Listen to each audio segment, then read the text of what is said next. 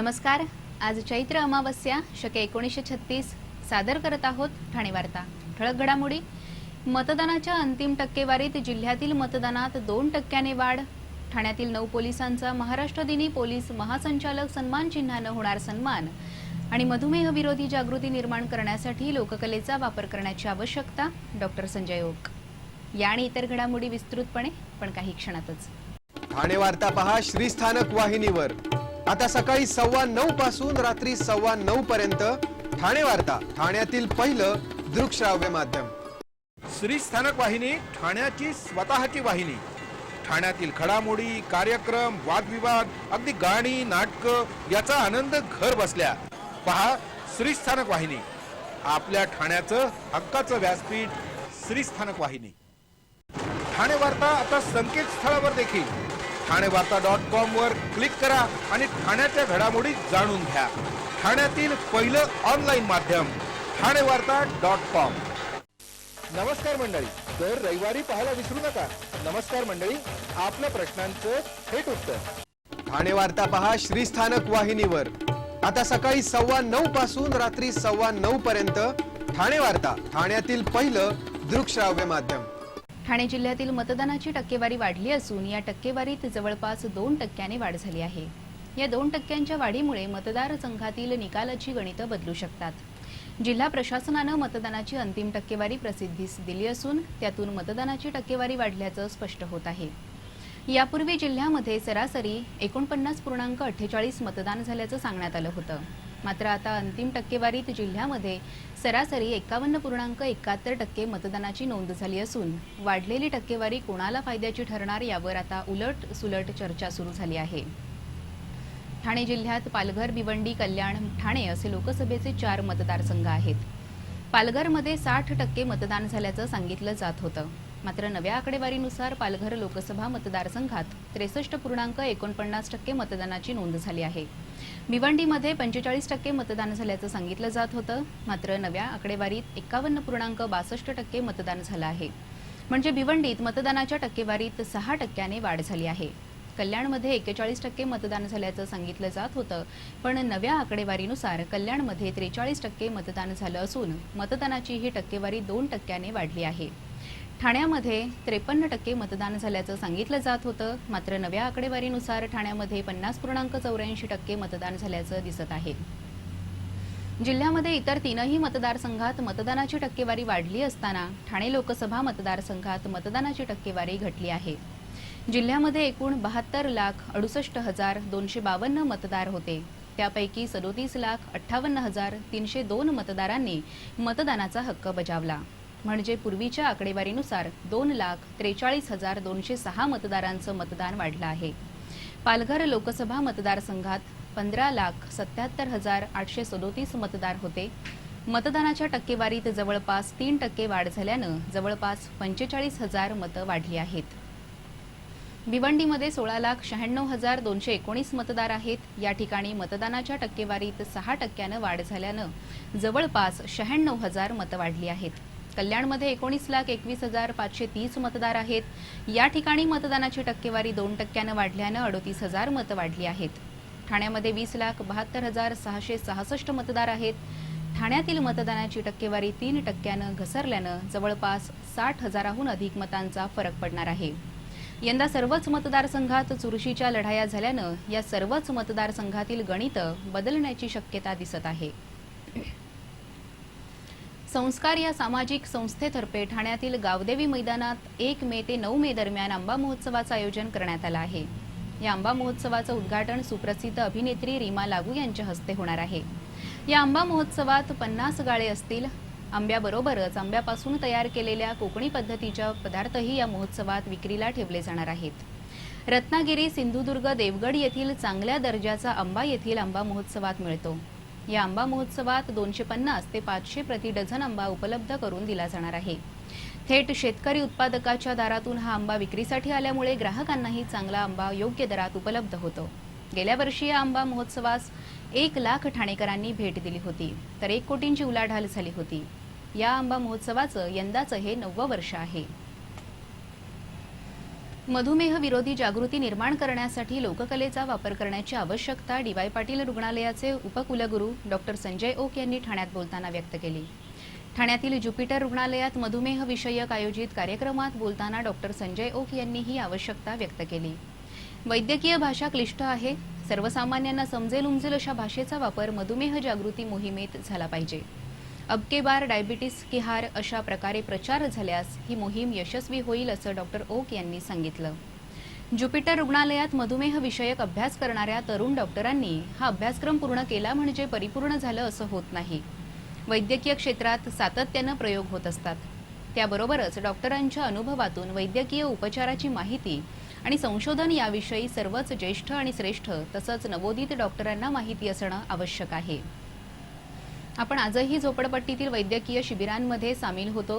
रुग्णांच्या जीवनशैलीचा आणि त्यांच्या रोगांचा डोळसपणे अभ्यास केल्यास एखाद्या रोगावर संशोधन केल्याचं समाधान आपल्याला मिळतं असं डॉक्टर संजय ओक यांनी यावेळी सांगितलं.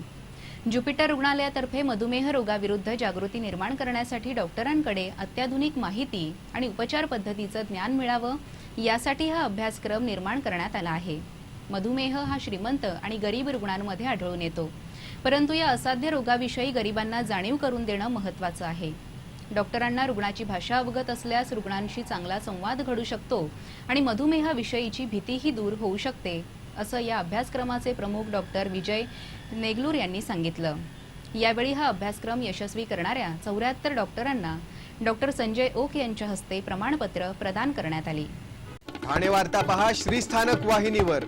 आता सकाळी 9:15 पासून रात्री 9:15 पर्यंत ठाणे वार्ता, ठाण्यातील पहिलं दृकश्राव्य माध्यम. आपला परिसर स्वच्छ आणि सुंदर ठेवण्यासाठी ठाणे महापालिकेत सहकार्य करा.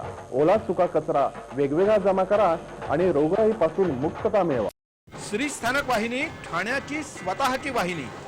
ठाण्यातील घडामोडी, कार्यक्रम, वादविवाद, अगदी गाणी, नाटकं याचा आनंद घर बसल्या. पहा श्रीस्थानक वाहिनी, आपल्या ठाण्याचं हक्काचं व्यासपीठ. श्रीस्थानक वाहिनी. ठाणे वार्ता आता संकेतस्थळावर देखील ठाणेवार्ता.com वर क्लिक करा आणि ठाण्याच्या घडामोडी जाणून घ्या. ठाण्यातील पहिलं ऑनलाईन माध्यम ठाणेवार्ता.com.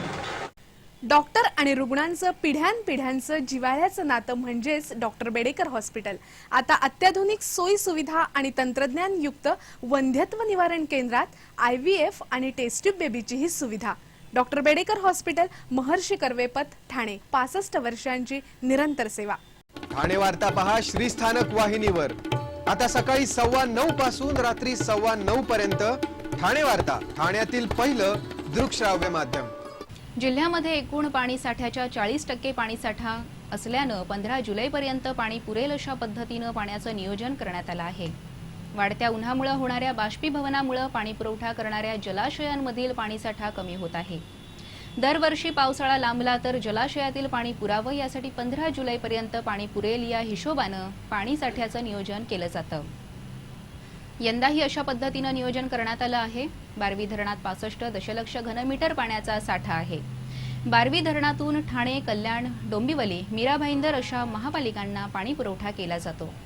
सध्या 15% पाणी कपात लागू करण्यात आली आहे. यामुळे सर्व ठिकाणी आठवड्यातून 1 दिवस पाणी पुरवठा बंद ठेवला जातो. यंदा सरासरीच्या 95% पाऊस होण्याचा अंदाज वर्तवण्यात आला आहे. त्यामुळे आहे तो पाणीसाठा पुरावा यासाठी हे नियोजन केलं जात आहे. ठाण्यातील 9 पोलीस अधिकारी कर्मचाऱ्यांना पोलीस महासंचालकांचं सन्मानचिन्ह जाहीर झालं आहे. पोलीस दलात उल्लेखनीय कामगिरी करणाऱ्यांचा महाराष्ट्र दिनी पोलीस महासंचालक चिन्ह प्रदान करून गौरव केला जातो. यंदा या सन्मानासाठी ठाणे पोलीस आयुक्तालयातील 8 तर ठाणे ग्रामीण पोलिसातील 1 कर्मचाऱ्याची निवड झाली आहे. कोपरी पोलीस ठाण्याच्या वरिष्ठ पोलीस निरीक्षक सुनीता काळखांबे, ठाणे शहर पोलीस ठाण्यातील सहाय्यक पोलीस निरीक्षक कृष्णा शेळके, मुख्यालयातील सहाय्यक पोलीस निरीक्षक PPR राणे, शिळडायघर पोलीस ठाण्याचे सहाय्यक उपपोलीस निरीक्षक DK म्हस्के, नियंत्रण कक्षातील पोलीस नाईक LC वदलूर, गुन्हे शाखेतील सहाय्यक उपपोलीस निरीक्षक MD पाटील, कापूरबावडी पोलीस ठाण्यातील हवालदार MG काळे, कल्याणच्या अतिक्रमण विभागातील पोलीस हवालदार VV दिघे तर ठाणे ग्रामीण पोलीस दलातील पोलीस नाईक राजेश दुखंडे अशा 9 पोलीस अधिकारी कर्मचाऱ्यांचा महाराष्ट्र दिनी पालकमंत्र्यांच्या हस्ते खास सन्मान होणार आहे. एकीकडे महाराष्ट्र नवनिर्माण सेनेचा उमेदवार बिनविरोध निवडून यावा म्हणून शिवसेनेनं ठाण्यात महाराष्ट्र नवनिर्माण सेनेला पाठिंबा दिला असतानाच दुसरीकडे कल्याणमध्ये मात्र महाराष्ट्र नवनिर्माण सेनेच्या उमेदवाराला पराभूत करून शिवसेनेच्या उमेदवारानं स्थायी समितीवर आपला झेंडा रोवला. कल्याण डोंबिवली महापालिकेच्या स्थायी समितीच्या चुरशीच्या झालेल्या निवडणुकीत शिवसेनेच्या दीपेश म्हात्रे यांनी महाराष्ट्र नवनिर्माण सेनेच्या राजन मराठे यांचा 3 मतांनी पराभव केला. म्हात्रे यांना शिवसेनेची स्वतःची 6 आणि एका अपक्षाचं मत मिळालं. कल्याण डोंबिवली महापालिकेच्या स्थायी समिती सभापतीपदाची निवडणूक गेले काही दिवस बरीच गाजत होती. भारतीय जनता पक्षाच्या नगरसेविका अर्चना कोठावदे यांचं अपहरण झाल्याच्या वृत्तानं ही निवडणूक प्रसिद्धीच्या झोतात आली होती. मात्र आपलं अपहरण झालं नसून आपण आपल्या कामासाठी म्हैसूर बेंगलोरला गेलो असल्याचा खुलासा त्यांनी केला. यावरून भारतीय जनता पक्षातील मतभेद समोर आले. आज झालेल्या मतदानाच्या वेळेस सभागृहात आलेल्या कोठावदे यांना धक्काबुक्की करण्यात आली. त्यांना देण्यात आलेला पक्षादेशही फाडण्यात आला. एकूणच उत्कंठावर्धक ठरलेल्या या निवडणुकीत शिवसेनेच्या दीपेश म्हात्रे यांचा विजय झाला.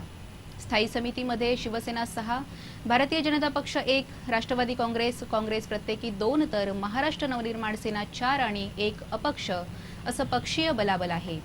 या निवडणुकीत काँग्रेस आणि राष्ट्रवादी काँग्रेस तटस्थ राहिल्यामुळे शिवसेनेचा विजय सुकर झाला. दरम्यान राष्ट्रवादीनं तटस्थ राहणाऱ्या आपल्या दोन्ही नगरसेवकांचा राजीनामा घेतला आहे. लोकसभा निवडणूक प्रचारादरम्यान शिवसेनेनं महाराष्ट्र नवनिर्माण सेनेच्या राजू पाटील यांच्या विरोधात जोरदार आघाडी उघडली होती. त्यामुळे महाराष्ट्र नवनिर्माण सेना स्थायी समिती सभापतीपद कोणत्याही परिस्थितीत काबीज करण्याच्या मनस्थितीत होती. मात्र ऐनवेळी योग्य तो पाठिंबा न मिळाल्यामुळे महाराष्ट्र नवनिर्माण सेनेच्या उमेदवाराचा पराभव झाला. तर ठाण्यात मात्र स्थायी समितीमध्ये असणाऱ्या अवघ्या एका सदस्याच्या गळ्यात सभापतीपदाची माळ विनासायास पडली.